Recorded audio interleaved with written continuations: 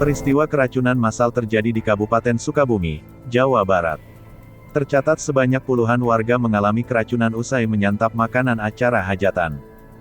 Para korban merupakan warga di Kampung Sindang Hayu, RT 2603, Desa Wanasari, Kecamatan Surade, Kabupaten Sukabumi. Kades Wanasari, Irwan Sudarmi membenarkan kejadian ini. Ia mengatakan, warganya mengalami keracunan pada Minggu, tanggal 22 Agustus tahun 2021, malam. Warga keracunan diduga setelah menyantap hidangan di acara hajatan.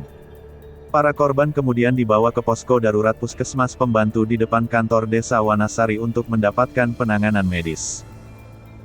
Betul yang keracunan itu posisinya di Desa Wanasari di Kedusunan 2 di Kampung Sindang Hayu RT 26 RW 03 di acara selamatan pernikahan. Gejala itu diduga dari makanan lagi diambil sampel dari puskesmas dan polsek, kata Irwan via WhatsApp, Senin, tanggal 23 Agustus tahun 2021. Menurutnya, warga hanya mengalami gejala ringan. Ia menyebut, sekitar 80 warga yang baru terdata keracunan massal tersebut.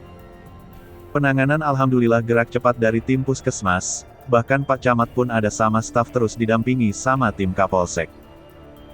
Jumlah sementara ini 80 orang, alhamdulillah ini gejalanya gejala ringan, mudah-mudahan lekas sembuh semuanya, ucapnya.